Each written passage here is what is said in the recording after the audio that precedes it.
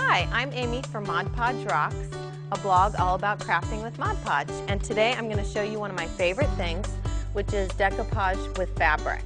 Here's the finished project that we're going to do, and I'm going to show you how easy it is. So I've got my fabric Mod Podge here. It's completely water resistant, so it's great for using with fabric. You grab your brush, you have your piece of fabric, you put it down on some wax paper, which will protect your surface. You dip your brush directly into the fabric Mod Podge, and then you start spreading onto your fabric. Now, you're supposed to wash it and dry it and actually iron it, but I'm terrible at ironing, so mine looks a little wrinkled. But the goal is to have ironed fabric.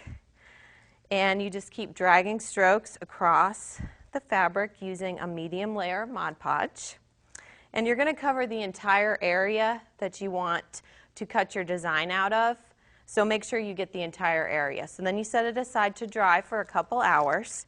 And what you're going to get is a surface that looks a lot like oilcloth. It's pretty smooth, and we're going to cut shapes out of it.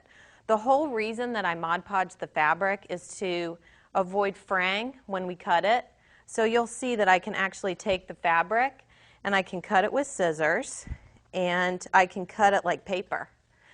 And I love Mod Podging with fabric because it's very pliable. You can put it on round surfaces, around corners, stuff like that that you normally wouldn't be able to Mod Podge with paper. So I'm going to take my plate. You can get plates anywhere, and even at the thrift store, which is where we got these. I've got fabric pieces already cut here. So I'm going to take more fabric Mod Podge. And to get your owl design, I put mine through a die cutter, but you can cut yours yourself by hand or use any sort of clip art on the internet. Smooth a thin layer of Mod Podge onto the glass, and then take your fabric applique.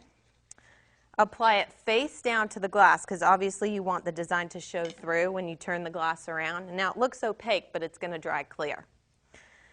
So smooth your design down. We have this great Mod Podge squeegee. You can kind of spread the squeegee over the design, and any Mod Podge that comes out the side you can wipe away with your brush.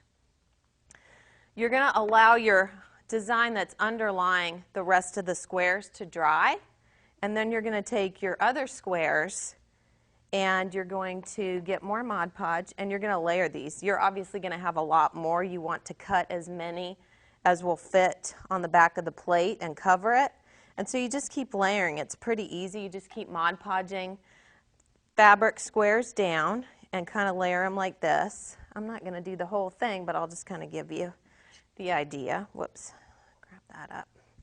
So Mod Podge it all down, completely cover the back of the plate.